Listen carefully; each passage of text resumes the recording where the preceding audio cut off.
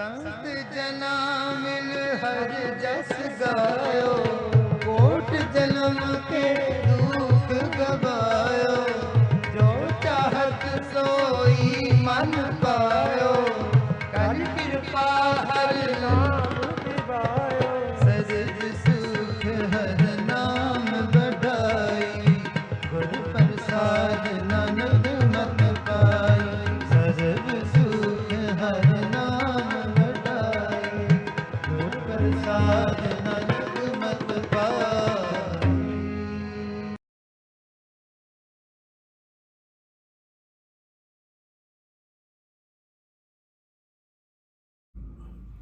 ਸਾਰੀਆਂ ਸੰਗਤਾਂ ਦੇਖਣ ਵਾਲਿਆਂ ਨੂੰ ਜਗਜੀਤ ਸਿੰਘ ਤੇ ਭਾਈ ਜਸਵੀਰ ਸਿੰਘ ਜੀ ਵੱਲੋਂ ਵਾਹਿਗੁਰੂ ਜੀ ਕਾ ਖਾਲਸਾ ਵਾਹਿਗੁਰੂ ਜੀ ਕੀ ਫਤਿਹ। ਅਸੀਂ ਪਹਿਲੀ ਵੀਡੀਓ ਪਿੱਛੇ ਜੇ ਇੱਕ ਹਫ਼ਤਾ ਹੋਇਆ ਇਸ਼ੂ ਕੀਤੀ ਸੀ। ਅਸੀਂ ਸਾਰੇ ਸਰੋਤਿਆਂ ਦਾ, ਸਾਰੇ ਦੇਖਣ ਵਾਲਿਆਂ ਦਾ ਤੇ ਜਿਨ੍ਹਾਂ ਨੇ ਕਮੈਂਟਸ ਦਿੱਤੇ ਬੜੇ ਧੰਨਵਾਦੀ ਹਾਂ। ਬੜਾ ਚੰਗਾ ਹੁੰਗਾਰਾ ਮਿਲਿਆ, ਸਾਨੂੰ ਬੜੀ ਇਨਕਰੇਜਮੈਂਟ ਮਿਲੀ ਔਰ ਅਸੀਂ ਕਾਫੀ ਉਹਦੇ ਵਿੱਚੋਂ ਗੇਨ ਵੀ ਕੀਤਾ। ਬੜੇ ਸੁਜੈਸ਼ਨਸ ਵੀ ਆਏ, ਜਿਨ੍ਹਾਂ ਨੇ ਸੁਜੈਸ਼ਨ ਦਿੱਤੇ ਉਹਨਾਂ ਦਾ ਵੀ ਬਹੁਤ ਬਹੁਤ ਧੰਨਵਾਦ। ਤੇ ਸਾਰੇ ਦੇਖਣ ਵਾਲਿਆਂ ਦਾ ਸਾਨੂੰ ਉਮੀਦ ਹੈ ਕਿ ਆਉਣ ਵਾਲੇ ਵਕਤ ਵਿੱਚ ਵੀ ਸਾਨੂੰ ਐਸੇ ਤਰ੍ਹਾਂ ਹੁੰਗਾਰਾ ਦਿਓਗੇ ਤੇ ਲਾਈਕ ਕਰੋਗੇ ਤੇ ਸ਼ੇਅਰ ਕਰੋਗੇ ਤਾਂ ਕਿ ਅਸੀਂ ਇਸ ਮਕਸਦ ਵਿੱਚ ਹੋਰ ਕਾਮਯਾਬ ਹੋਈਏ। ਹਾਂਜੀ ਭਾਈ ਸਾਹਿਬ, ਅੱਜ ਅਸੀਂ ਪਿਛਲੇ ਹਫਤੇ ਅਸੀਂ ਕੀਤਾ ਸੀ ਪੱਲੇ ਤੈਂਡੇ ਲਾਗੀ ਜੀ। ਉਸੇ ਪ੍ਰਕਰਣ ਨੂੰ ਅਸੀਂ ਥੋੜਾ ਜਿਹਾ ਅੱਗੇ ਵਧਾਉਂਦੇ ਹਾਂ ਕਿ ਜਿਸ ਵੇਲੇ ਆਨੰਦ ਕਾਰਜ ਸਾਰਾ ਹੁੰਦਾ, ਪੱਲੇ ਤੈਂਡੇ ਲਾਗੀ ਤੋਂ ਬਾਅਦ ਲਾਵਾਂ ਦਾ ਹੁੰਦਾ ਤੇ ਉਸ ਤੋਂ ਬਾਅਦ ਆਨੰਦ ਸਾਹਿਬ ਦਾ ਪਾਠ ਕੀਤਾ ਜਾਂਦਾ। ਉਸ ਤੋਂ ਬਾਅਦ ਕਈ ਥਾਵਾਂ ਤੇ ਇੱਕ ਦੇਖਣ ਨੂੰ ਮਿਲਦਾ ਕਿ ਇੱਕ ਸ਼ਬਦ ਪੜਿਆ ਜਾਂਦਾ, ਵਿਆਹ ਹੁਆ ਮੇਰੇ ਬਾਬਲਾ ਜੀ। ਤੇ ਅਸੀਂ ਉਹਦੇ ਬਾਰੇ ਅੱਜ ਗੱਲ ਕਰਨਾ ਚਾਹੁੰਦੇ ਹਾਂ ਕਿਉਂਕਿ ਉਹ ਉਸ ਪ੍ਰੋਸੈਸ ਦਾ, ਆਨੰਦ ਕਾਰਜ ਦਾ ਇੱਕ ਹਿੱਸਾ ਕਈ ਵਾਰੀ ਮੰਨਦੇ ਆ। ਕਈ ਥਾਵਾਂ ਤੇ ਪੜਿਆ ਜਾਂਦਾ, ਕਈ ਥਾਵਾਂ ਤੇ ਨਹੀਂ ਪੜਿਆ ਜਾਂਦਾ ਜੀ। ਇਸ ਬਾਰੇ ਤੁਸੀਂ ਕੀ ਕਹੋਗੇ ਕਿ ਇਹ ਕਿੱਥੋਂ ਆ ਰਿਹਾ, ਕਿੱਦਾਂ ਆ ਰਿਹਾ ਤੇ ਕਿਸ ਤਰੀਕੇ ਨਾਲ? ਦੇਖੋ, ਜਿਹੜੀ ਤੁਸੀਂ ਗੱਲ ਕੀਤੀ ਹੈ, ਕਈ ਥਾਂ ਪੜ੍ਹਿਆ ਜਾਂਦਾ, ਕਈ ਥਾਂ ਨਹੀਂ ਪੜ੍ਹਿਆ ਜਾਂਦਾ। ਉਹਦਾ ਕਾਰਨ ਇਹ ਹੈ ਕਿ ਸਿੱਖ ਰਹਿਤ ਮਰਿਆਦਾ ਵਿੱਚ ਲਾਵਾਂ ਦੇ ਪਾਠ ਮਗਰੋਂ ਜਦੋਂ ਆਨੰਦ ਸਾਹਿਬ ਦਾ ਪਾਠ ਹੁੰਦਾ, ਇੱਥੇ ਜਿਹੜਾ ਸਾਡੀ ਰਹਿਤ ਮਰਿਆਦਾ ਅਨੁਸਾਰ ਆਨੰਦ ਕਾਰਜ ਦੀ ਜਿਹੜੀ ਸੰਪੂਰਨ ਹੋ ਜਾਂਦਾ। ਇਸ ਤੋਂ ਬਾਅਦ ਕੋਈ ਹੋਰ ਬਾਣੀ ਪਰ ਸ਼ਬਦ ਪੜ੍ਹਨ ਦੀ ਜ਼ਰੂਰਤ ਨਹੀਂ। ਪਰ ਕਈ ਥਾਈਂ ਰਿਵਾਜ ਪਿਆ, ਆਪੋ ਆਪਣੀ ਮਰਜ਼ੀ ਅਨੁਸਾਰ ਜਿਹਨਾਂ ਕਿ ਪ੍ਰਚਲਿਤ ਕਰ ਦਿੱਤਾ ਗਿਆ। ਜਿਵੇਂ ਪੱਲੇ ਤੈਂਡੇ ਲਾਗੀ ਵਾਲਾ ਸ਼ਬਦ ਵੀ, ਸ਼ਲੋਕ ਜਿਹੜਾ ਉਹ ਵੀ ਜਿਹੜਾ ਰਹਿਤ ਮਰਿਆਦਾ ਵਿੱਚ ਨਹੀਂ ਲਿਖਿਆ ਹੋਇਆ ਪਰ ਪ੍ਰਚਲਿਤ ਹੋ ਗਿਆ। ਇੰਨਾ ਪ੍ਰਚਲਿਤ ਹੋ ਗਿਆ ਕਿ ਉਹਦਾ ਹਿੱਸਾ ਹੀ ਮੰਨਿਆ ਜਾਣ ਲੱਗ ਪਿਆ। ਇਸੇ ਤਰ੍ਹਾਂ ਜਿਹੜੇ ਲੋਕ ਰਹਿਤ ਮਰਿਆਦਾ ਨੂੰ ਜਿਨ੍ਹਾਂ ਨੇ ਪੜ੍ਹਿਆ ਹੋਇਆ ਜਾਣੂ ਆ, ਇਸ ਲਈ ਉਹ ਕੋਸ਼ਿਸ਼ ਕਰਦੇ ਆ ਕਿ ਅਸੀਂ ਰਹਿਤ ਮਰਿਆਦਾ ਅਨੁਸਾਰ ਹੀ ਜਿਹੜਾ ਆਨੰਦ ਕੀਤਾ ਜਾਏ। ਠੀਕ। ਇਸ ਲਈ ਉਹ ਜਿਹੜੇ ਰਾਗੀ ਸਾਹਿਬਾਨ ਆ ਜਾਂ ਪ੍ਰਬੰਧਕ ਆ, ਉਹਨਾਂ ਨੂੰ ਉਹ ਜੇ ਨਹੀਂ ਵੀ ਉਹਨਾਂ ਨੂੰ ਪਤਾ, ਉਹਨਾਂ ਨੂੰ ਪਹਿਲਾਂ ਕਹਿ ਦਿੰਦੇ ਆ ਕਈ ਥਾਈਂ ਵੀ ਅਸੀਂ ਚਾਹੁੰਦੇ ਹਾਂ ਵੀ ਇੱਥੋਂ ਤੱਕ ਹੀ ਜਿਹੜਾ ਸ਼ਬਦ ਜਿਹੜੇ ਆਨੰਦ ਮਗਰੋਂ ਅਰਦਾਸ ਕੀਤੀ ਜਾਏ। ਤਾਂ ਜਿਸ ਤਰ੍ਹਾਂ ਪ੍ਰਬੰਧਕ ਜਾਗਰੂਕ ਆ, ਨਾਲ ਜਿਹੜੇ ਗ੍ਰੰਥੀ ਸਾਹਿਬਾਨ ਆ ਉਹ ਸਮਝਦੇ ਇਸ ਗੱਲ ਨੂੰ, ਉਹਨਾਂ ਨੇ ਇਸ ਗੱਲ ਨੂੰ ਲਾਗੂ ਕੀਤਾ ਹੋਇਆ। ਪਰ ਜ਼ਿਆਦਾਤਰ ਜਿਹੜਾ, ਕਿਉਂਕਿ ਈਵਨ ਜਿਹੜੇ ਲੋਕ ਰਹਿਤ ਮਰਿਆਦਾ ਖੁਦ ਵੰਡਦੇ ਆ, ਉਹਦਾ ਪ੍ਰਚਾਰ ਵੀ ਕਰਦੇ ਆ, ਪਰ ਜ਼ਿਆਦਾਤਰ ਉਹਨਾਂ ਨੇ ਖੁਦ ਵੀ ਨਹੀਂ ਪੜ੍ਹਿਆ ਹੁੰਦਾ। ਉਹ ਖੁਦ ਨਹੀਂ ਪੜ੍ਹਦੇ, ਉਹਨਾਂ ਨੂੰ ਨਹੀਂ ਪਤਾ ਕਿ ਇਹਦੇ ਵਿੱਚ ਲਿਖਿਆ ਕੀ ਹੋਇਆ। ਤਾਂ ਇਸ ਕਰਕੇ ਆਮ ਜਿਹੜਾ ਇਹਦਾ ਇੱਕ ਹਿੱਸਾ ਹੀ ਮੰਨਿਆ ਜਾਣ ਲੱਗ ਪਿਆ। ਤੋ ਜਿਵੇਂ ਸ਼ਬਦ ਹੋਰ ਕਿਤੇ ਕਈ ਥਾਂ ਤੇ ਇਸ ਨਾਲ ਹੋਰ ਵੀ ਸ਼ਬਦ ਪੜ੍ਹਦੇ ਆ, ਪਰ ਜ਼ਿਆਦਾਤਰ ਆਨੰਦ ਸਾਹਿਬ ਦੇ ਪਾਠ ਮਗਰੋਂ ਇਹ ਵਿਆਹ ਹੋਇਆ ਮੇਰੇ ਬਾਬਲਾ ਸ਼ਬਦ ਜਿਹੜਾ ਇਹ ਵੀ ਗਾਇਨ ਕੀਤਾ ਜਾਂਦਾ। ਹਾਂਜੀ, ਕਿਉਂਕਿ ਮੈਨੂੰ ਇੱਕ ਥਾਂ ਤੇ ਕਿਸੇ ਨੇ ਕੁਐਸਚਨ ਕੀਤਾ ਕਿ ਬਈ ਹੋ ਸਕਦਾ ਜੀ ਇਹ ਸ਼ਬਦ ਜਿਹੜਾ ਉਹ ਰਾਗੀ ਸਿੰਘ ਜਾਂ ਕੀਰਤਨੀ ਸਿੰਘ ਤਾਂ ਆਪਣੇ ਵੱਲੋਂ ਪੜ੍ਹ ਦਿੰਦੇ ਹੋਣ ਕਿ ਵਿਆਹ ਦੀ ਵਧਾਈਆਂ ਦੇਣ ਲਈ ਪੜ੍ਹ ਦਿੰਦੇ ਹੋਣ ਕਿ ਹੋ ਗਿਆ ਜੀ ਹੁਣ ਸਾਰਾ ਕੁਝ ਵਿਆਹ ਹੋ ਗਿਆ। ਸੋ ਜਦ ਕਿ ਇਹ ਗੁਰੂ ਗ੍ਰੰਥ ਸਾਹਿਬ ਦੇ ਸ਼ਬਦ ਆ, ਰਾਗੀ ਸਾਹਿਬ ਆਪਣੇ ਕੋਲੋਂ ਨਹੀਂ ਪੜ੍ਹਦੇ, ਹੈ ਤੇ ਗੁਰੂ ਗ੍ਰੰਥ ਸਾਹਿਬ ਦਾ ਸ਼ਬਦ ਆ। ਹਾਂਜੀ, ਸੋ ਅਸੀਂ ਉਹਨਾਂ ਦੇ ਤੇ ਕਰੀਏ ਕਿ ਇਹ ਸ਼ਬਦ ਬਾਰੇ ਹੀ ਥੋੜੀ ਜੀ ਗੱਲ ਕਰੀਏ ਜੀ। ਕਿ ਜਦੋਂ ਅਸੀਂ ਖੋਜ ਕੀਤੀ ਇਹ ਸ਼ਬਦ ਪੰਨਾ 78 ਤੇ ਗੁਰੂ ਰਾਮਦਾਸ ਜੀ ਦਾ ਦਿੱਤਾ ਹੋਇਆ ਛੰਤ ਹੈਗਾ ਜੀ ਇਹ ਜਿਹੜਾ ਸ਼ਬਦ ਹੈ ਇਹ ਛੰਤ ਵਿੱਚੋਂ ਇੱਕ ਪਾਠ ਕਰਕੇ ਪੜਿਆ ਜਾਂਦਾ। ਜੀ ਇਹ ਕਿਉਂ? ਦੇਖੋ ਜੇ ਉਹ ਜਦੋਂ ਛੰਤ ਬਾਰੇ ਥੋੜੀ ਜੀ ਗੱਲ ਕਰੋ, ਕਿਉਂਕਿ ਉਹ ਜਿਹੜਾ ਛੰਤ ਹੈ ਉਹ ਵਿਆਹ ਦੇ ਪ੍ਰਕਰਣ ਵਿੱਚ ਹੀ ਹੈ ਸਾਰਾ, ਉਹਨੂੰ ਸਾਰੇ ਨੂੰ ਕਿਉਂ ਨਹੀਂ ਪੜਿਆ ਜਾਂਦਾ, ਇੱਕ ਸਿਰਫ ਇੰਨਾ ਪਾਠ ਹੀ ਪੜਿਆ ਜਾਂਦਾ? ਦੇਖੋ ਜਿਸ ਤਰ੍ਹਾਂ ਆਪਾਂ ਪਹਿਲੇ ਹਫ਼ਤੇ ਵੀ ਗੱਲ ਕੀਤੀ ਸੀ ਕਿ ਪੱਲੇ ਜਾਣੇ ਲੱਗੇ, ਉਹ ਤਾਂ ਭਾਵੇਂ ਕੰਪਲੀਟ ਸ਼ਲੋਕ ਸੀ, ਉਹਦੇ ਨਾਲ ਖੈਰ ਇੱਕ ਦੂਜਾ ਸ਼ਲੋਕ ਸੀ ਜਾਂ ਪੌੜੀ ਸੀ, ਪਰ ਇਹ ਜਿਹੜਾ ਸ਼ਬਦ ਦਾ ਛੰਦ ਜਿਹੜਾ ਇਹ ਛੰਦ ਜਿਹੜਾ ਗੁਰੂ ਰਾਮਦਾਸ ਜੀ ਦਾ ਪੰਨਾ 78 ਤੋਂ ਸ਼ੁਰੂ ਹੋ ਕੇ 79 ਤੇ ਸਮਾਪਤ ਹੁੰਦਾ। ਹਾਂਜੀ। ਇਸ ਛੰਦ ਦੇ 5 ਪਦੇ ਆ। 5 ਪਦਿਆਂ ਵਿੱਚੋਂ ਜਿਹੜਾ ਦੂਜਾ ਪਦਾ ਕੇਵਲ ਇਹ ਪਦਾ ਹੀ ਹਰ ਥਾਂ ਪੜਿਆ ਜਾਂਦਾ।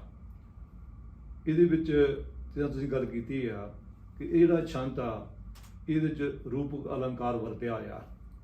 ਗੁਰੂ ਗ੍ਰੰਥ ਸਾਹਿਬ ਬਹੁਤ ਸਾਰੇ ਅਲੰਕਾਰਾਂ ਦੀ ਵਰਤੋਂ ਕੀਤੀ ਹੋਈ ਆ। ਜਿਹੜੇ ਸੱਜਣ ਕਾਵਿ ਤੋਂ ਜਾਣੂ ਆ ਉਹਨਾਂ ਨੂੰ ਪਤਾ ਵੀ ਜਿਹੜਾ ਰੂਪਕ ਅਲੰਕਾਰ ਆ, ਇੱਕ ਅਲੰਕਾਰ ਆ ਗੁਰੂ ਗ੍ਰੰਥ ਸਾਹਿਬ ਵਿੱਚ ਇਹਦੀ ਬਹੁਤ ਜ਼ਿਆਦਾ ਵਰਤੋਂ ਹੋਈ ਹੋਈ ਆ। ਤੋ ਇੱਕ ਵਿਆਹ ਦਾ ਅਲੰਕਾਰ, ਇੱਕ ਰੂਪਕ, ਉਹਦੀ ਵਰਤੋਂ ਕਰਕੇ ਗੁਰੂ ਸਾਹਿਬ ਜੀ ਨੇ ਸਾਨੂੰ ਸਾਡੀ ਜੀਵਾਤਮਾ ਉਸ ਪਰਮਾਤਮਾ ਵਿੱਚ ਕਿਵੇਂ ਲੀਨ ਹੋ ਸਕਦੀ ਹੈ, ਜਾਈ ਜਾ ਕੇ ਕਿ ਅਸੀਂ ਰੱਬ ਨਾਲ ਕਿਵੇਂ ਜੁੜ ਸਕਦੇ ਹਾਂ, ਇਸ ਛੰਦ ਵਿੱਚ ਉਹ ਦਰਸਾਇਆ ਹੋਇਆ। ਇਸ ਛੰਦ ਦਾ ਜਿਹੜਾ ਪਹਿਲਾ ਹਿੱਸਾ ਉਹ ਵੀ ਛੱਡ ਦਿੱਤਾ ਜਾਂਦਾ, ਦੂਜਾ ਪੜਿਆ ਜਾਂਦਾ, ਪਰ ਇਹਦੇ ਮਗਰੋਂ ਜਿਹੜੇ 3 ਹੋਰ ਛੰਦ ਦੇ ਪਦੇ ਆ ਉਹ ਵੀ ਨਹੀਂ ਪੜੇ ਜਾਂਦੇ, ਕਿਉਂਕਿ ਇਹਦੇ ਵਿੱਚ ਖਾਸ ਤੌਰ ਤੇ ਵਿਆਹ ਦਾ ਜ਼ਿਕਰ ਆ। ਤਾਂ ਖੈਰ ਸ਼ੁਰੂ ਵਿੱਚ ਸ਼ਾਇਦ ਜਿਨ੍ਹਾਂ ਸੱਜਣਾਂ ਨੇ ਸ਼ੁਰੂ ਕੀਤਾ ਉਹਨਾਂ ਨੇ ਇਸ ਵਿਆਹ ਸ਼ਬਦ ਨੂੰ ਹੀ ਦੇਖ ਕੇ ਇਹ ਪ੍ਰਚਲਿਤ ਕਰ ਦਿੱਤਾ। ਕਈ ਥਾਂ ਸ਼ਾਇਦ ਸਮੇਂ ਦੀ ਘਾਟ ਕਾਰਨ, ਜਿਸ ਤਰ੍ਹਾਂ ਅਸੀਂ ਪਿਛਲੇ ਵਾਰ ਵੀ ਬੇਨਤੀ ਕੀਤੀ ਸੀ ਕਿ ਚੰਗਾ ਹੋਵੇ ਕਿ ਜੇਕਰ ਰਾਗੀ ਸਾਹਿਬਾਨ ਇਹ ਛੰਦ ਪੂਰਾ ਗਾਇਨ ਕਰਨ। ਇਹ ਠੀਕ ਆ ਕਿ ਰਾਗੀ ਸਾਹਿਬਾਨ ਦੇ ਆਪਣੇ ਵੱਸ ਵਿੱਚ ਨਹੀਂ, ਕਿਉਂਕਿ ਜੋ ਆਪਣੀ ਮਰਜ਼ੀ ਨਾਲ ਇੰਜ ਕੋਈ ਕਦਮ ਪੁੱਟਦੇ ਆ ਤਾਂ ਹੋ ਸਕਦਾ ਕਿ ਉਹ ਗ੍ਰੰਥੀ ਸਾਹਿਬਾਨ ਵੀ ਇਤਰਾਜ਼ ਕਰ ਦਿੰਦੇ, ਜਿਹੜੇ ਸਥਾਨਕ ਹੁੰਦੇ ਆ, ਪ੍ਰਬੰਧਕ ਕਰਦੇ ਆ, ਸੰਗਤਾਂ ਵੀ ਕਰਦੀਆਂ, ਉਹਨਾਂ ਦੇ ਕੱਲਿਆਂ ਦੇ ਵੱਸ ਨਹੀਂ। ਪਰ ਜੇਕਰ ਉਹ ਜਦੋਂ ਵਿਆਹ ਹੋਵੇ ਬਾਬਲਾ ਸ਼ਬਦ ਦਾ ਗਾਇਨ ਕਰਦੇ ਆ ਤਾਂ ਉਹ ਇਹਨੂੰ ਕਈ ਵਾਰਾਂ ਦੁਹਰਾਉਂਦੇ ਆ, ਇਹਨਾਂ ਸ਼ਬਦ ਪੰਕਤੀਆਂ ਨੂੰ ਕਈ ਵਾਰਾਂ 4-4 5-5 ਵਾਰਾਂ ਦੁਹਰਾਉਂਦੇ ਆ। ਤਾਂ ਚੰਗਾ ਇਹ ਆ ਕਿ ਜੇਕਰ ਉਹ ਪਹਿਲਾਂ ਗੱਲ ਕੀਤੀ ਜਾਵੇ, ਆਮ ਲੋਕਾਂ ਸੰਗਤਾਂ ਨੂੰ ਜਾਗਰੂਕ ਕੀਤਾ ਜਾਏ, ਤੇ ਉਹ ਭਾਵੇਂ ਪ੍ਰਮਾਣ ਵਜੋਂ ਹੀ ਇਹ ਛੰਦ ਦੀਆਂ ਬਾਕੀ ਪੰਕਤੀਆਂ ਜਿਹੜੀਆਂ ਉਹ ਗਾਇਨ ਕਰ ਲੈਣ ਤਾਂ ਇਹਦੇ 'ਚ ਹੋਰ ਸਪਸ਼ਟਤਾ ਆਊਗੀ। ਦੇਖੋ ਇਸ ਵਿੱਚ ਜਿਹੜਾ ਪੂਰਾ ਵਿਆਹ ਦਾ ਅਲੰਕਾਰ ਰੂਪ ਪੂਰਾ ਬੱਧਿਆ ਹੋਇਆ, ਪੂਰਾ ਦਿੱਤਾ ਹੋਇਆ। ਖਾਸ ਤੌਰ ਤੇ ਜੇਕਰ ਜੇ ਸਾਰਾ ਨਹੀਂ ਪੜਨਾ, ਘੱਟੋ ਘੱਟ ਜਿਹੜਾ ਇਹਦਾ ਅਗਲਾ ਚੌਥਾ ਪਦਾ ਜਿਹਦੇ ਵਿੱਚ ਅਸਲ ਦਾਜ ਦੀ ਗੱਲ ਕੀਤੀ ਹੋਈ ਆ, ਕਿਉਂਕਿ ਦਹੇਜ ਇੱਕ ਬਹੁਤ ਵੱਡੀ ਭਿਆਨਕ ਬਿਮਾਰੀ ਆ ਔਰ ਸਾਡੇ ਸਮਾਜ ਜਿਹੜਾ ਉਹ ਕਿਵੇਂ ਇਸ ਨਾਲ ਅਸੀਂ ਕਿੰਨੀ ਗਿਰਾਵਟ ਵੀ ਆ ਜਾਂਦੇ ਆ ਇਸ ਸਿਸਟਮ ਕਾਰਨ। ਕਈ ਥਾਈਂ ਮਾਵਾਂ ਭੈਣਾਂ ਬੱਚੀਆਂ ਨੂੰ ਕਿੰਨਾ ਸਫ਼ਰ ਕਰਨਾ ਪੈ ਰਿਹਾ। ਘੱਟੋ ਘੱਟ ਜਿਹੜਾ ਉਹ ਥੋੜਾ ਜਿਹਾ ਭਾਵੇਂ ਪੂਰੀ ਤਰ੍ਹਾਂ ਲੋਕਾਂ ਨੂੰ ਸਮਝ ਤਾਂ ਨਹੀਂ ਆਊਗੀ, ਪਰ ਘੱਟੋ ਘੱਟ ਥੋੜਾ ਜਿਹਾ ਆਈਡੀਆ ਤਾਂ ਮਿਲ ਜਾਊਗਾ। ਤੋ ਇਸ ਲਈ ਮੈਂ ਚਾਹੁੰਦਾ ਮੈਂ ਅਸੀਂ ਸੰਖੇਪ ਵਿੱਚ ਪੂਰਾ ਪਹਿਲਾਂ ਛੰਦ ਜਿਹੜਾ ਇਹ ਛੰਦ ਜਿਹੜਾ ਪੂਰਾ ਪੜ੍ਹ ਲਈਏ ਤਾਂ ਕਿ ਜਿਹੜੇ ਸਾਡੇ ਸਰੋਤੇ ਆ, ਜਿਹੜੇ ਦਰਸ਼ਕ ਆ, ਜਰੂਰ ਉਹ ਘੱਟੋ ਘੱਟ ਜਿਹੜੇ ਆ ਪੜ੍ਹੀਏ, ਉਹਨਾਂ ਨੂੰ ਪਤਾ ਲੱਗ ਜਾਏ ਵੀ ਬੜਾ। ਅਸੀਂ ਇਹ ਵੀ ਰਿਕਮੈਂਡ ਕਰਦੇ ਹਾਂ ਕਿ ਜੇ ਕੀਰਤਨੀ ਸਿੰਘ ਜੇ ਪੂਰਾ ਪੜਨ ਤਾਂ ਥੋੜੀ ਜਿਹੀ ਉਹਦੀ ਵਿਆਖਿਆ ਕਰ ਦੇਣ ਤਾਂ ਉਹਦੇ ਨਾਲ ਜਿਹੜੇ ਆਏ ਹੋਏ ਸੱਜਣ ਆ ਉੱਥੇ ਜਾਂ ਜਿੰਨਾ ਜੋੜਾ ਜਿਹਦਾ ਵਿਆਹ ਹੋ ਰਿਹਾ ਉਹਨਾਂ ਨੂੰ ਹੋਰ ਜ਼ਿਆਦਾ ਇਹਦੇ ਬਾਰੇ ਸਪਸ਼ਟਤਾ ਤੇ ਹੋਰ ਚੀਜ਼ ਜ਼ਿੰਦਗੀ ਕਿੱਦਾਂ ਜੀਣੀ ਆ ਉਹ ਵੀ ਪਤਾ ਲੱਗ ਜਾਂਦਾ। ਦੇਖੋ ਇਹਦੇ 'ਚ ਜਿਹੜੀ ਗੱਲ ਤਾਂ ਠੀਕ ਆ, ਪਰ ਇਹ ਇਕੱਲੇ ਰਾਗੀ ਸਿੰਘਾਂ ਦੇ ਵੱਸ ਦੀ ਗੱਲ ਨਹੀਂ। ਇੱਕ ਤੇ ਖੈਰ ਜਿਹੜੇ ਸਾਰੇ ਰਾਗੀ ਸਾਹਿਬਾਨ ਜਿਹੜੇ ਆ ਉਹਨਾਂ ਨੂੰ ਇੰਨੀ ਖੈਰ ਵਿਆਖਿਆ ਕੀਤਨੇ ਚੰਗੇ ਹੋ ਸਕਦੇ ਆ, ਪਰ ਗੁਰਬਾਣੀ ਦੇ ਅਰਥ ਭਾਵ ਵਗੈਰਾ ਦੇ ਹਰ ਰਾਗੀ ਉਹਨਾਂ ਜਾਣੂ ਨਹੀਂ। ਦੂਜੀ ਗੱਲ ਇਹ ਕਿ ਨਾ ਹੀ ਉਹਨੂੰ ਸੰਗਤਾਂ ਇੱਕਦਮ ਜਿਹੜੀਆਂ ਉਹ ਪ੍ਰਵਾਨ ਕਰਨਗੀਆਂ, ਨਾ ਹੀ ਪ੍ਰਬੰਧਕ ਚਾਹਣਗੇ। ਪਰਿਵਾਰਾਂ ਦੀ ਵੀ ਇੱਛਾ ਹੁੰਦੀ ਹੈ ਕਿ ਛੇਤੀ ਜਿਹੜਾ ਉਹ ਵਿਆਹ ਹੋਵੇ, ਭਾਵੇਂ ਬਾਹਰ ਜਦੋਂ ਮਿਲਣੀ ਹੁੰਦੀ ਅਸੀਂ ਆਮ ਦੇਖਦੇ ਹਾਂ ਕਿ ਬਾਹਰ ਭਾਵੇਂ 2 ਘੰਟੇ ਲਾ ਦੇਣ, ਪਰ ਜਿਉਂ ਇਹ ਦਰਬਾਰ ਦੇ ਅੰਦਰ ਆਉਂਦੇ ਆ ਗੁਰਦੁਆਰਾ ਸਾਹਿਬ ਦੇ, ਉਦੋਂ ਉਹਨਾਂ ਨੂੰ ਹੋ ਜਾਂਦਾ ਵੀ ਛੇਤੀ ਕੰਮ ਨਿਬੇੜਿਆ ਜਾਏ। ਉਹ ਆ ਕੇ ਆਉਂਦੇ ਹੀ ਕਹਿਣਗੇ ਜੀ ਭਾਈ ਜਿੰਨਾ ਛੇਤੀ ਹੋ ਸਕੇ ਜੀ ਕਰਿਓ। ਉਹ ਇਸ ਲਈ ਜਿਹੜਾ ਇਹ ਇਕੱਲੇ ਰਾਗੀ ਸਿੰਘਾਂ ਨੂੰ ਖੈਰ ਆਪਾਂ ਉਹਨਾਂ ਨੂੰ ਬੇਨਤੀ ਕਰ ਸਕਦੇ ਹਾਂ ਵੀ ਜੇ ਚੰਗਾ ਹੋਵੇ ਕਿ ਸਾਰੇ ਰਲ ਮਿਲ ਕੇ ਪ੍ਰਬੰਧਕਾਂ ਦੀ ਵੀ ਜਿਹੜੀ ਜ਼ਰੂਰੀ ਆ, ਸੰਗਤਾਂ ਵੀ ਇਸ ਗੱਲ ਨੂੰ ਸਮਝਣ, ਇਹ ਸਾਰਿਆਂ ਦੇ ਸਹਿਯੋਗ ਦੀ ਲੋੜ ਆ। ਤਾਂ ਕਿ ਇਸ ਗੱਲ ਨੂੰ ਜਿਹੜਾ ਰਲ ਮਿਲ ਕੇ ਜਿਹੜਾ ਇਹ ਹੱਲ ਲੱਭਿਆ ਜਾਏ।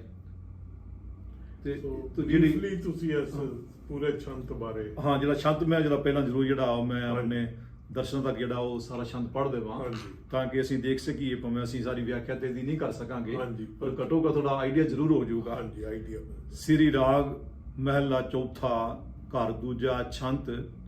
ਇੱਕ ਓੰਕਾਰ ਸਤ ਗੁਰ ਪ੍ਰਸਾਦ, ਮੁੰਦ ਏਆਨੀ ਪਈ ਅੜੈ, ਕਿਉਂ ਕਰ ਹਰ ਦਰਸ਼ਨ ਪਿਖੈ। ਹਰ ਹਰ ਆਪਣੀ ਕਿਰਪਾ ਕਰੇ, ਗੁਰਮੁਖ ਸਹੁਰੜੈ ਕਮ ਸਿਖੈ। ਸਹੁਰੜੈ ਕਮ ਸਿਖੈ ਗੁਰਮੁਖ, ਹਰ ਹਰ ਸਦਾ ਧਿਆਏ। ਸਹੀਆਂ ਵਿੱਚ ਫਿਰੈ ਸੁਹੇਲੀ, ਹਰ ਦਰਗਾਹ ਬਾਹਾਂ ਲੁਟਾਏ।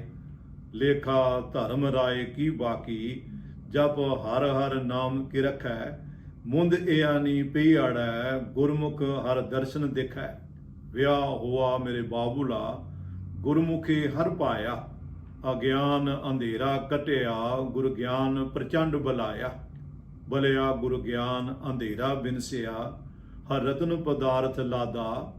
ਰੋਮੈ ਰੋਗ ਗਿਆ ਦੁਖ ਲਾਥਾ, ਆਪ ਆਪੇ ਗੁਰਮੁਤ ਖਾਦਾ।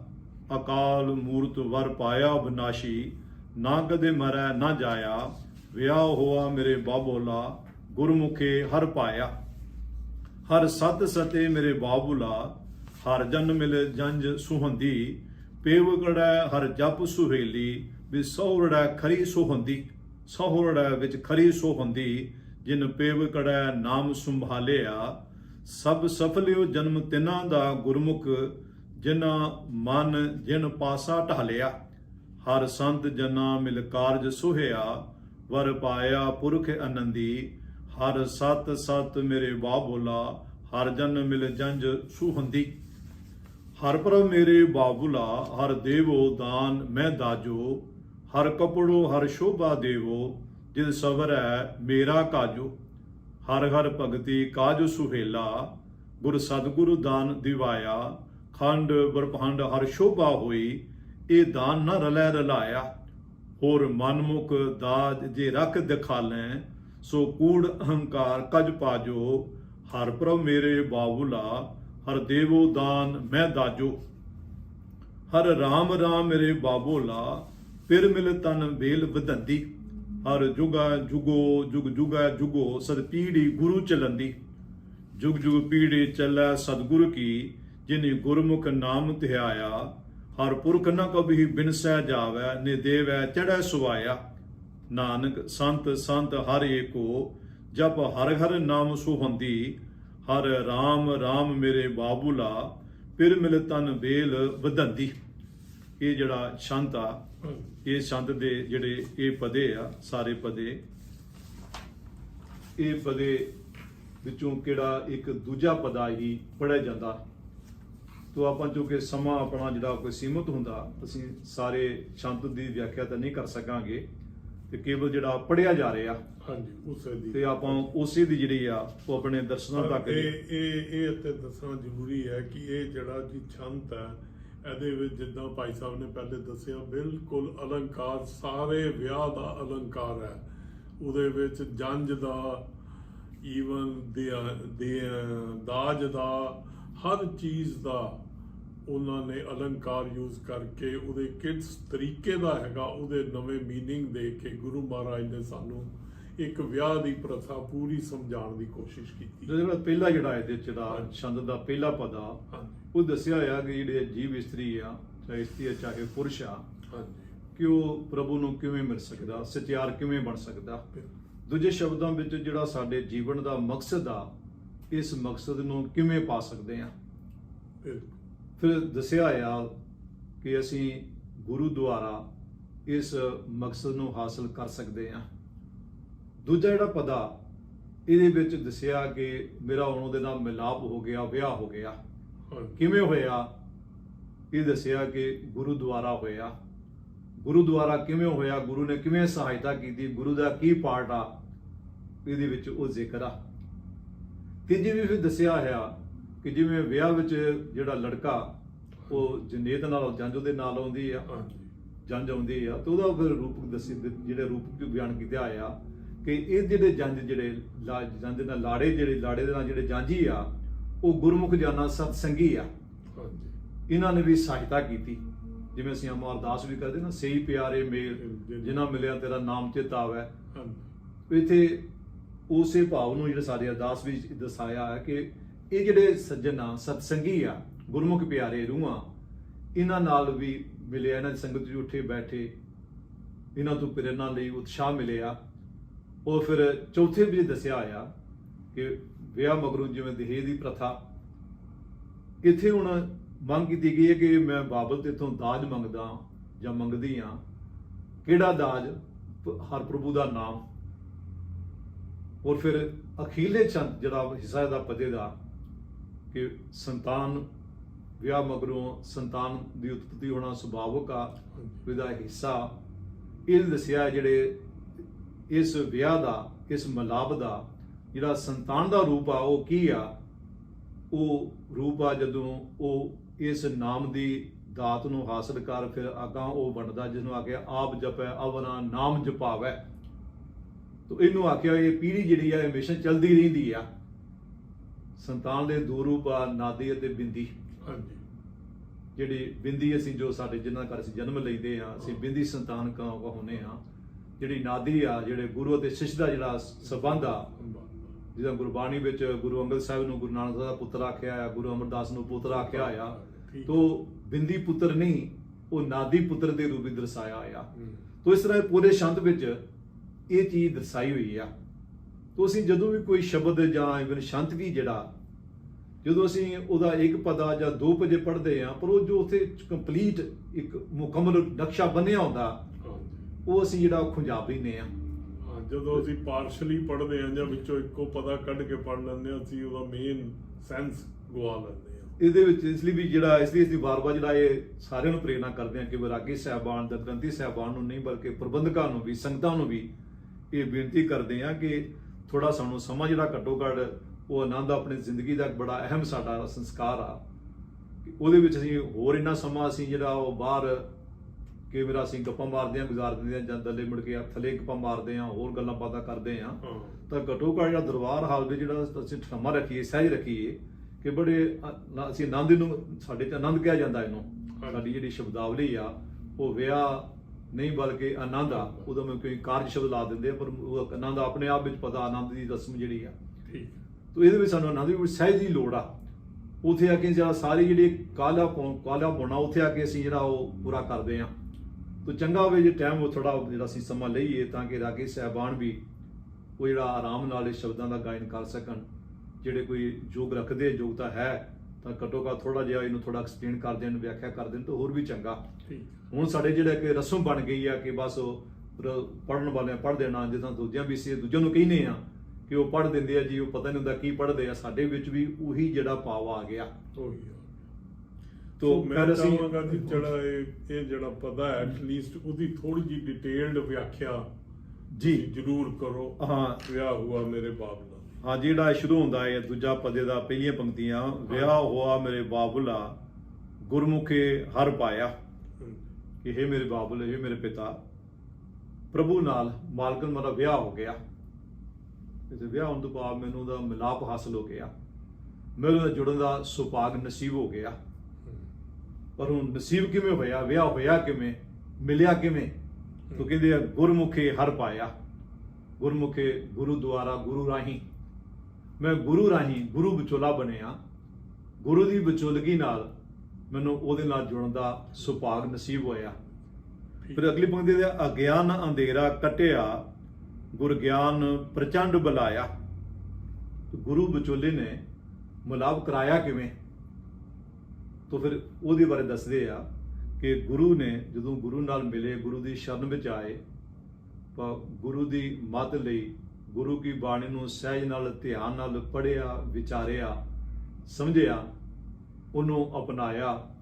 ਉਹਦੀ ਬਦੌਲਤ ਕੀ ਹੋਇਆ ਕਿ ਜਿਹੜਾ ਅਗਿਆਨ ਅੰਧੇਰਾ ਸਾਡੇ ਅੰਦਰ ਅਗਿਆਨਤਾ ਸੀ, ਬੇਸਮਝੀ ਸੀ। ਬੇਸਮਝੀ ਦੇ ਅਨੇਕਾਂ ਰੂਪ ਆ। ਵੱਡੀ ਬੇਸਮਝੀ ਇਹ ਸੀ ਕਿ ਸ਼ਾਇਦ ਸਾਡਾ ਜ਼ਿੰਦਗੀ ਦਾ ਮਕਸਦ ਖਾਣ ਪਾਣ ਹੰਡਾਣੀ ਆ, ਕਿ ਸ਼ਾਇਦ ਮੇਜ਼ ਦੇ ਚੌਗਰੇ ਦੇ ਬੈਠ ਕੇ ਜ਼ਿੰਦਗੀ ਗੁਜ਼ਾਰਨਾ ਹੀ ਸਾਡੀ ਜ਼ਿੰਦਗੀ ਦਾ ਮਕਸਦ ਆ। ਅਗਿਆਨਤਾ ਦੇ ਕਈ ਤਰ੍ਹਾਂ ਦੇ ਭਰਮ ਸਾਡੇ 'ਚ ਪਏ ਹੋਏ ਆ। ਅਸੀਂ ਅਗਿਆਨਤਾ ਦੇ ਹਨੇਰੇ ਵੀ ਘਿਰੇ ਹੋਏ ਆ। ਤੋਂ ਇੱਕ ਵੱਡੀ ਅਗਿਆਨਤਾ ਦਾ ਰੂਪ ਇਹ ਆ ਕਿ ਅਸੀਂ ਜ਼ਿੰਦਗੀ ਦਾ ਮਕਸਦ ਜਿਹੜਾ ਉਹ ਕੇਵਲ ਇਹੀ ਸਮਝੀ ਬੈਠੇ ਆ। ਤੋਂ ਜਦੋਂ ਗੁਰੂ ਨੇ ਸਾਡੇ ਅੰਦਰ ਜਿਹੜੀ ਸੋਝੀ ਆ ਗਿਆ ਦੱਸਿਆ ਕਿ ਆਇਓ ਪੜਨ ਸੁਣ ਕੋ ਬਾਣੀ, ਸਾਨੂੰ ਦੱਸਿਆ ਕਿ ਸਾਡੀ ਜ਼ਿੰਦਗੀ ਦਾ ਮਕਸਦ ਕੇਵਲ ਖਾਣ ਪਾਣ ਹੰਡਾਣ ਹੀ ਨਹੀਂ, ਇਹ ਸਾਧਨ ਹੈ ਜ਼ਰੂਰੀ ਹੈ। ਇਹਨਾਂ ਦੀ ਆਪਣੀ ਮਹੱਤਤਾ, ਸਾਨੂੰ ਸਰੀਰਕ ਤੌਰ ਤੇ ਜਿਉਂਦੇ ਰਹਿਣ ਲਈ, ਕਾਇਮ ਰਹਿਣ ਲਈ ਇਹਨਾਂ ਦੀ ਵੀ ਜ਼ਰੂਰਤ ਆ। ਇਹਨਾਂ ਤਿਆਗ ਕਰਨ ਲਈ ਨਹੀਂ ਆਖਿਆ, ਪਰ ਜਿਸ ਲਈ ਇਹ ਸਾਨੂੰ ਇਹ ਸਾਧਨ ਵਰਤਨੇ ਆ ਉਹ ਇਹਦੇ ਨਾਲੋਂ ਵੀ ਮਹੱਤਵਪੂਰਨ ਆ। ਤਾਂ ਗੁਰੂ ਨੇ ਸਾਨੂੰ ਇਹ ਗੱਲ ਸਮਝਾਈ ਕਿ ਸਾਡੀ ਜ਼ਿੰਦਗੀ ਦਾ ਮਕਸਦ ਕੀ ਆ। ਖਾਣ ਪਾਣ ਹੰਡਾਣ ਤੇ ਪਸ਼ੂ ਪੰਛੀ ਜਿੰਨੇ ਵੀ ਜੋ ਵਾਹਿਗੁਰੂ ਨੇ ਪੈਦਾ ਕੀਤਾ, ਕੁਦਰਤ ਦੇ ਸਾਰਿਆਂ ਵਿੱਚ ਜਿਹੜੀਆਂ ਚੀਜ਼ਾਂ ਪਾਈਆਂ ਜਾਂਦੀਆਂ, ਪਰ ਸਾਡਾ ਜਿਹੜਾ ਜਿਹਨੂੰ ਆਖਿਆ ਹੋਇਆ ਕਿ ਅਵਰ ਜੋਨ ਤੇਰੀ ਪਨਿਹਾਰੀ ਧਰਤੀ ਮੇ ਤੇਰੀ ਸਰਦਾਰੀ, ਤਾਂ ਇਹ ਜਿਹੜਾ ਸਰਦਾਰ ਆ ਤੇ ਇਹਦਾ ਮਕਸਦ ਵੀ ਜਿਹੜਾ ਉਹਨਾਂ ਨੂੰ ਉਚੇਰਾ। ਤਾਂ ਗੁਰੂ ਨੇ ਸਾਡਾ ਜਿਹੜਾ ਜਦੋਂ ਉਹਨੇ ਉਹ ਸਾਡੇ ਅੰਦਰ ਉਹ ਸੋਝੀ ਦਿੱਤੀ, ਸਾਨੂੰ ਗਿਆਨ ਦਿੱਤਾ, ਸਮਝਾਇਆ, ਦ੍ਰਿੜ ਕਰਵਾਇਆ, ਤਾਂ ਉਹਦੀ ਬਦੌਲਤ ਕੀ ਹੋਇਆ ਕਿ ਅਗਿਆਨ ਅੰਧੇਰਾ ਕਟਿਆ ਗਿਆ, ਭਾ ਮਿਟ ਗਿਆ, ਦੂਰ ਹੋ ਗਿਆ। ਗੁਰ ਗਿਆਨ ਪ੍ਰਚੰਡ ਬੁਲਾਇਆ, ਜਦੋਂ ਨੇ ਸਾਡੇ ਅੰਦਰ ਇਹ ਗਿਆਨ ਦਾ ਦੀਵਾ ਬਾਲਿਆ, ਪ੍ਰਚੰਡ ਕੀਤਾ, ਤੇਜ਼ ਹੋਇਆ, ਤਾਂ ਇਹਦੀ ਬਦੌਲਤ ਇਹ ਜਿਹੜਾ ਸਾਡਾ ਅੰਧਕਾਰ ਸੀ ਇਹ ਮਿਟ ਗਿਆ। ਬਲਿਆ ਗੁਰ ਗਿਆਨ ਅੰਧੇਰਾ ਬਿਨਸਿਆ, ਹਰ ਰਤਨ ਪਦਾਰਥ ਲਾਦਾ। ਜਦੋਂ ਗੁਰੂ ਦੇ ਇਸ ਗਿਆਨ ਨਾਲ, ਇਸ ਸੋਝੀ ਨਾਲ, ਸਮਝ ਨਾਲ ਸਾਡਾ ਅਗਿਆਨਤਾ ਦਾ ਦਾਇਰਾ ਮਿਟ ਗਿਆ, ਤਾਂ ਫਿਰ ਜਿਹੜਾ ਰਤਨ ਪਦਾਰਥ ਲਾਦਾ, ਜਿਹੜਾ ਕੀਮਤੀ ਰਤਨ ਪਦਾਰਥ ਸੀਗਾ ਉਹ ਲੱਭ ਪਿਆ। ਪਦਾਰਥ ਤੋਂ ਲੱਭਣ ਤੋਂ ਭਾਵ ਇਹ ਕਿ ਸਾਨੂੰ ਸੋਝੀ ਆ ਗਈ, ਚਾਨਣ ਹੋ ਗਿਆ, ਸਮਝ ਆ ਗਈ। ਇਹ ਸਮਝ ਜਿਹੜੀ ਕੇਵਲ ਦਿਮਾਗੀ ਪੱਧਰ ਦੀ ਨਹੀਂ, ਹੁਣ ਤਾਂ ਅਸੀਂ ਬਹੁਤ ਸਾਰੇ ਜਿਹੜੇ ਖਾਸ ਤੌਰ ਤੇ ਇਸ ਸਰੀਰ ਨਾਲ ਸੰਬੰਧਿਤ ਆ, ਇਸ ਰਾਹ ਤੁਰੇ ਹੋਏ ਆ, ਇਸ ਗੱਲ ਤੋਂ ਸਮਝਦੇ ਆ, ਪਰ ਉਹ ਦਿਮਾਗੀ ਪੱਧਰ ਦਾ ਸਮਝਣਾ ਅਮਲੀ ਰੂਪ ਵਿੱਚ ਪ੍ਰੈਕਟੀਕਲੀ ਬਹੁਤ ਥੋੜੇ ਬੰਦੇ ਜਿਹੜੇ ਸਮਝਦੇ ਆ। ਜੇਕਰ ਸੱਚਮੁੱਚ ਅਮਲੀ ਰੂਪ ਵਿੱਚ ਸਮਝਿਆ ਹੋਵੇ ਤਾਂ ਫਿਰ ਇਵਨ ਜਿਹੜੀਆਂ ਧਾਰਮਿਕ ਦੁਨੀਆ ਵਿੱਚ, ਧਾਰਮਿਕ ਅਦਾਰਿਆਂ ਵਿੱਚ, ਸਥਾਨਾਂ ਵਿੱਚ ਜੋ ਕੁਝ ਅਸੀਂ ਦੇਖਦੇ ਹਾਂ, ਅਗਿਆਨਤਾ, ਬੇਸਮਝੀ, ਪਾਖੰਡ, ਮੇਰ ਤੇਰ, ਇਹ ਨਾ ਹੋਵੇ। ਤੋ ਇਹ ਦੱਸ ਰਿਹਾ ਕਿ ਅਸੀਂ ਸਹੀ ਅਰਥਾਂ ਵਿੱਚ ਅਜੇ ਸਾਡਾ ਗਿਆਨਤਾ ਦੂਰ ਨਹੀਂ, ਸਾਨੂੰ ਗਿਆਨ ਨਹੀਂ ਹੋਇਆ। ਅਸੀਂ ਜਿਹੜੀ ਜਾਣਕਾਰੀ ਆ, ਜਾਣਕਾਰੀ ਨੂੰ ਅਸੀਂ ਗਿਆਨ ਸਮਝ ਲੈਂਦੇ ਆ। ਸਾਡਾ ਇੱਕ ਭੁਲੇਖਾ ਇਹ ਵੀ ਆ, ਇਹ ਵੀ ਇੱਕ ਅਗਿਆਨਤਾ ਦਾ ਰੂਪ ਇਹ ਆ ਕਿ ਅਸੀਂ ਜਾਣਕਾਰੀ ਨੂੰ ਜਿਹੜੀ ਆਪਾਂ ਇੱਕ ਦੂਜੇ ਸੁਣਦੇ ਆ, ਪੜ੍ਹਦੇ ਆ, ਦੇਖਦੇ ਆ, ਇਸ ਜਾਣਕਾਰੀ ਨੂੰ ਹੀ ਗਿਆਨ ਸਮਝ ਲੈਂਦੇ ਆ, ਜਦ ਕਿ ਇਹਦਾ ਆਪਣਾ ਸਥਾਨ ਹੈ, ਸ਼ੁਰੂਆਤ ਆ, ਇਹ ਪੁੱਟਿਆ ਹੋਇਆ, ਇਸ ਦਾ ਪਹਿਲਾ ਸਟੈਪ ਆ। ਇਸ ਤੋਂ ਅੱਗੇ ਤੁਰਨਾ ਸੀ, ਉਹਨੂੰ ਅਪਣਾਉਣਾ ਸੀ। ਤੋਂ ਗਿਆਨ ਦਾ ਅਸਲ ਵਿੱਚ ਜਿਹੜਾ ਉਹ ਨਿੱਜੀ ਅਨੁਭਵ ਤੋਂ ਉਪਜਦਾ, ਅਸਲ ਵਿੱਚ ਉਹੀ ਗਿਆਨ ਆ। ਗੁਰਬਾਣੀ ਵਿੱਚ ਉਸੇ ਗਿਆਨ ਤੇ ਜ਼ਿਆਦਾ ਜ਼ੋਰ ਆ। ਤੋਂ ਇੱਥੇ ਉਸੇ ਗੱਲ ਤੇ ਕੀਤੀ ਰਤਨ ਪਦਾਰਥ ਲਾਦਾ, ਕਿ ਜਦੋਂ ਇਹ ਅਗਿਆਨਤਾ ਦੂਰ ਹੋਈ, ਮਿਟੀ, ਤਾਂ ਇਹ ਬਾਹਰੋਂ ਨੂੰ ਕਿਤੋਂ ਮਿਲਿਆ। ਇਹ ਵੀ ਧਿਆਨ ਦੇ ਕਿ ਇਹ ਬਾਹਰੋਂ ਨਹੀਂ ਲੱਭਾ, ਇਹ ਅੰਦਰੋਂ ਹੀ ਲੱਭਾ। ਇਸ ਲਈ ਗੁਰੂ ਸਾਹਿਬ ਨੇ ਆਖਿਆ ਕਿ ਬਾਹਰ ਢੂੰਡਦੇ ਛੂਟ ਪਰੇ ਗੁਰੂ ਘਰ ਹੀ ਮਾਹੀ ਦਿਖਾਇਆ ਥਾ। ਬਾਹਰ ਜੋ ਕੁਝ ਹੋਇਆ ਸਾਨੂੰ ਅੰਦਰੋਂ ਹੀ ਚਾਨਣਾ ਹੋਣਾ। ਇਹ ਇਵਨ ਗੁਰੂ ਗ੍ਰੰਥ ਸਾਹਿਬ ਜਦੋਂ ਰੱਬ ਦੀ ਗੱਲ ਕੀਤੀ ਆ, ਤਾਂ ਆਖਿਆ ਕਿ ਰੱਬ ਨੂੰ ਉਸ ਤਰ੍ਹਾਂ ਜਿੱਦਾਂ ਅਸੀਂ ਸਮਝੇ ਬੈਠੇ ਹਾਂ, ਉਸ ਤਰ੍ਹਾਂ ਰੱਬ ਦਾ ਕੋਈ ਰੂਪ ਜਿਹੜਾ ਉਹ ਕਿਸੇ ਨੇ ਦੇਖਿਆ ਨਹੀਂ। ਜਿਨ੍ਹਾਂ ਨੂੰ ਰੱਬ ਨੂੰ ਮਿਲੇ ਆ, ਜੁੜੇ ਆ, ਉਹਨਾਂ ਨੂੰ ਅੰਦਰੋਂ ਹੀ ਪ੍ਰਕਾਸ਼ ਹੋਇਆ। ਤੋ ਜਦੋਂ ਰਤਨ ਪਦਾਰਥ ਲਾਦਾ ਦਾ ਭਾਵ ਇਹੀ ਆ ਕਿ ਉਹ ਮੈਨੂੰ ਜਦੋਂ ਗੁਰੂ ਨੇ ਸੋਝੀ ਬਖਸ਼ੀ ਤਾਂ ਮੈਨੂੰ ਇਹ ਸਮਝ ਆ ਗਈ। ਮੈਂ ਅਮਲੀ ਰੂਪ ਵਿੱਚ ਇਸ ਗੱਲ ਨੂੰ ਸਮਝਿਆ, ਮਹਿਸੂਸ ਕੀਤਾ, ਇਹਨੂੰ ਅਪਣਾਇਆ। ਔਰ ਜਦੋਂ ਇਹ ਸੱਚਮੁੱਚ ਅਪਣਾ ਲਿਆ, ਫਿਰ ਕਿ ਹਉਮੈ ਰੋਗ ਗਿਆ ਦੁਖ ਲਾਥਾ, ਆਪੇ ਗੁਰਮਤਿ ਖਾਦਾ। ਇਹ ਅਸਲ ਗਿਆਨ ਦੀ ਪਹਿਚਾਣ ਆ ਕਿ ਆਮ ਗਿਆਨ ਨਾਲ ਜਾਣਕਾਰਾਂ ਸਿੰਘ ਅੱਗੇ ਨਾਲੋਂ ਪਹਿਲਾਂ ਹੰਕਾਰੀ ਹੋ ਜਾਂਦੇ ਆ, ਹਉਮੈ ਘਟਣ ਦੀ ਬਜਾਏ ਸਗੋਂ ਵੱਧ ਜਾਂਦੀ ਆ। ਪਰ ਇਹ ਜਦੋਂ ਗਿਆਨ ਹੋਇਆ, ਇਸ ਗਿਆਨ ਨਾਲ ਕੀ ਹੋਇਆ ਕਿ ਹਉਮੈ ਰੋਗ ਗਿਆ ਦੁੱਖ ਲਾਥਾ। ਜਿਹੜਾ ਹਉਮੈ ਦਾ ਰੋਗ, ਜਿਹਨੂੰ ਦੀਰਘ ਰੋਗ ਆਖਿਆ, ਉਹ ਸਭ ਤੋਂ ਵੱਡਾ ਰੋਗ ਆਖਿਆ। ਗੁਰੂ ਸਾਹਿਬ ਫਰਮਾਉਂਦੇ ਆ ਕਿ ਇਹ ਜਿਹੜਾ ਮੇਰਾ ਰੋਗ ਸੀ ਉਹ ਖਤਮ ਹੋ ਗਿਆ। ਔਰ ਇਸ ਹਉਮੈ ਕਾਰਨ, ਸਾਡੀ ਇਸ ਬੇਸਮਝੀ ਕਾਰਨ, ਅਗਿਆਨਤਾ ਕਾਰਨ ਜਿਹੜੇ ਅਸੀਂ ਖੁਦ ਸਹਿੜੇ ਹੋਏ ਦੁੱਖ ਸੀ, ਇੱਕ ਤਾਂ ਕੁਦਰਤੀ ਆਫਤਾਂ ਆਉਂਦੀਆਂ, ਉਹ ਸਾਡੇ ਵੱਸ ਵਿੱਚ ਨਹੀਂ, ਸਾਡੇ ਕੰਟਰੋਲ ਵਿੱਚ ਨਹੀਂ, ਅਸੀਂ ਉਹਨਾਂ ਵਿੱਚ ਕੁਝ ਨਹੀਂ ਕਰ ਸਕਦੇ। ਪਰ ਜੇ ਅਸੀਂ ਥੋੜਾ ਜਿਹਾ ਧਿਆਨ ਮਾਰਾਂਗੇ ਤਾਂ ਬਹੁਤ ਸਾਰੇ ਐਸੇ ਦੁੱਖ ਆ, ਜ਼ਿਆਦਾ ਦੁੱਖ ਜਿਹੜੇ ਅਸੀਂ ਖੁਦ ਕ੍ਰੀਏਟ ਕੀਤੇ ਹੋਏ ਆ, ਉਹ ਕਿਸੇ ਨੇ ਸਾਡੀ ਝੋਲੀ ਵਿੱਚ ਨਹੀਂ ਪਾਏ, ਉਹ ਅਸੀਂ ਆਪ ਹੀ ਪੈਦਾ ਕੀਤੇ ਹੋਏ ਆ। ਤਾਂ ਗੁਰੂ ਸਾਹਿਬ ਇਹਨਾਂ ਦੁੱਖਾਂ ਦੀ ਗੱਲ ਕਰਦੇ ਆ ਕਿ ਜਿਹੜੇ ਦੁੱਖ ਸੀ ਜਿਹੜੀ ਅਗਿਆਨਤਾ ਸੀ, ਅਗਿਆਨਤਾ ਕਾਰਨ ਜਿਹੜੇ ਸਾਨੂੰ ਦੁਖੀ ਸੀ, ਇਹ ਸਾਰੇ ਦੇ ਸਾਰੇ ਦੁੱਖ ਦੂਰ ਹੋ ਗਏ। ਇਸ ਲਈ ਜਦੋਂ ਗੁਰਬਾਣੀ 'ਚ ਆਖਿਆ ਆ ਪ੍ਰਭੂ ਦੀ ਸਿਮਰਨ ਦੀਆਂ ਬਰਕਤਾਂ ਦਸੀਆਂ, ਤਾਂ ਇਹ ਵੀ ਆਖਿਆ ਕਿ ਪ੍ਰਭ ਕੈ ਸਿਮਰਨ ਦੁੱਖ ਨਾ ਸੰਤਾਪੈ, ਕਿ ਪ੍ਰਭੂ ਦੇ ਸਿਮਰਨ ਨਾਲ ਫਾਇਦਾ ਕੀ ਆ, ਲਾਭ ਕੀ ਆ, ਕਿ ਦੁੱਖ ਤਾਂ ਆਉਣਗੇ, ਮੁਸ਼ਕਲਾਂ ਤਾਂ ਆਉਣਗੀਆਂ, ਪਰ ਵੱਡੀ ਤੋਂ ਵੱਡੀ ਮੁਸ਼ਕਲ ਵੀ ਮਨੁੱਖ ਨੂੰ ਦੁਖੀ ਨਹੀਂ ਕਰ ਸਕਦੀ, ਕਿਉਂਕਿ ਦੁਖੀ ਹੋਣਾ ਤੁਹਾਡੇ ਤੇ ਨਿਰਭਰ ਆ। ਇਹੀ ਕਾਰਨ ਕਿ ਮਤਲਬ ਸਭ ਕੁਝ ਆ, ਸਭ ਕੁਝ ਹੁੰਦਿਆਂ ਸੁਣਦਿਆਂ ਦੁਖੀ ਆ, ਪਰੇਸ਼ਾਨ ਆ, ਅਸ਼ਾਂਤ ਆ, ਬੇਚੈਨ ਆ। ਤਾਂ ਗੁਰੂ ਸਾਹਿਬ ਕਹਿੰਦੇ ਆ ਕਿ ਜਦੋਂ ਗੁਰੂ ਨੇ ਮੈਨੂੰ ਉਸ ਰੱਬ ਨਾਲ ਮਿਲਾਇਆ, ਮੈਨੂੰ ਉਹ ਸੋਝੀ ਦਿੱਤੀ, ਤਾਂ ਫਿਰ ਕੀ ਹੋਇਆ ਕਿ ਹਉਮੈ ਰੋ ਗਿਆ ਦੁੱਖ ਲਾਥਾ, ਆਪੇ ਆਪੈ ਗੁਰਮਤਿ ਖਾਧਾ। ਇਸ ਗਿਆਨ ਦੀ ਬਰਕਤ ਨਾਲ ਜਿਹੜਾ ਮੇਰਾ ਆਪਾ ਭਾਵ ਸੀ ਉਹ ਮਿਟ ਗਿਆ, ਖਤਮ ਹੋ ਗਿਆ। ਅਕਾਲ ਮੂਰਤ ਵਰ ਪਾਇਆ ਵਿਨਾਸ਼ੀ, ਨਾ ਕਦੇ ਮਰੈ ਨਾ ਜਾਇਆ। ਮੈਂ ਉਸ ਪ੍ਰਭੂ ਨੂੰ ਪਾ ਲਿਆ ਗੁਰੂ ਦੀ ਬਦੌਲਤ, ਜਿਹੜਾ ਕਿ ਕਾਲ ਤੋਂ ਉੱਪਰ ਆ, ਰਹਿਤ ਆ, ਜਿਹੜਾ ਕਿ ਕਦੇ ਵੀ ਨਾਸ਼ ਨਹੀਂ ਹੁੰਦਾ, ਨਾ ਉਹ ਜੰਮਦਾ ਨਾ ਉਹ ਮਰਦਾ। ਫਿਰ ਇਸੇ ਗੱਲ ਨੂੰ ਦੁਹਰਾਇਆ, ਵਿਆਹ ਹੋਆ ਮੇਰੇ ਬਾਬੁਲਾ ਗੁਰਮੁਖੇ ਹਰ ਪਾਇਆ। ਇਹ ਮੇਰੇ ਬਾਬਲ, ਮੇਰਾ ਵਿਆਹ ਹੋ ਗਿਆ ਹੁਣ ਉਸ ਪ੍ਰਭੂ ਨਾਲ, ਔਰ ਇਹ ਵਿਆਹ ਦਾ ਵਿਚੋਲਾ ਮੇਰਾ ਗੁਰੂ ਆ। ਗੁਰੂ ਰਾਹੀਂ ਮੈਨੂੰ ਉਸ ਹਰ ਪ੍ਰਭੂ ਨਾਲ ਜੁੜਨ ਦਾ, ਮਿਲਣ ਦਾ, ਭਾਵ ਇਹੋ ਜਿਹੀ ਸਚਿਆਰ ਮੇਰੀ ਜ਼ਿੰਦਗੀ ਜਿਉਣ ਦਾ ਮੈਨੂੰ ਸੁਭਾਗ ਨਸੀਬ ਹੋਇਆ। ਤੋ ਇਹਦਾ ਜਿਹੜਾ ਆਸ਼ਿਕ ਸਾਰਿਆਂ ਦਾ ਵਿਆਹ ਐਸੇ ਤਰ੍ਹਾਂ ਹੀ ਹੋਵੇ। ਔਰ ਅਸੀਂ ਅੱਜ ਦੀ ਇਸ ਥੋੜੀ ਜਿਹੀ ਸਮੇਂ ਦੇ ਵਿੱਚ ਅਸੀਂ ਕੋਸ਼ਿਸ਼ ਕੀਤੀ ਹੈ ਕਿ ਇਹ ਜਿਹੜਾ ਸ਼ਬਦ ਪੜ੍ਹਿਆ ਜਾਂਦਾ ਉਹਦੀ ਕੁਝ ਐਕਸਪਲੇਨੇਸ਼ਨ ਦਈਏ, ਔਰ ਸਾਡੀ ਆਸ ਹੈ ਕਿ ਸਾਰੇ ਸਰੋਤਿਆਂ ਨੂੰ ਇਸ ਤੋਂ ਕੁਝ ਸੇਧ ਮਿਲੇ, ਔਰ ਕੁਝ ਸਾਡੇ ਜੀਵਨ ਵਿੱਚ ਅਸੀਂ ਸਾਰੇ ਜਣੇ ਇਸ ਤਰੀਕੇ ਦਾ ਵਿਆਹ ਬਣਾ ਸਕੀਏ, ਤੇ ਵਿਆਹ ਜਿਹੜੇ ਫਿਜ਼ੀਕਲ, ਜਿਹੜੇ ਸਮਾਜਿਕ ਤੌਰ ਤੇ ਵਿਆਹ ਹੋ ਰਹੇ ਆ, ਉਦੋਂ ਵੀ ਇਸ ਤਰੀਕੇ ਦੇ ਫਰੇਮਵਰਕ ਵਿੱਚ, ਇਸ ਤਰੀਕੇ ਦੇ ਚੌਕਟੇ ਦੇ ਵਿੱਚ ਲਿਆ ਸਕੀਏ। ਅਸੀਂ ਇਹਨਾਂ ਸ਼ਬਦਾਂ ਨਾਲ ਇੱਥੇ ਸੰਕੋਚਦੇ ਹਾਂ। ਗਿਆਨੀ ਜੀ ਦਾ ਬਹੁਤ ਬਹੁਤ ਧੰਨਵਾਦ ਅਸੀਂ ਇਹ ਕਰ ਰਹੇ ਹਾਂ। ਸੋ ਸਾਰਿਆਂ ਨੂੰ ਤੇ ਗਿਆਨੀ ਜੀ, ਵਾਹਿਗੁਰੂ ਜੀ ਕਾ ਖਾਲਸਾ, ਵਾਹਿਗੁਰੂ ਜੀ ਕੀ ਫਤਿਹ।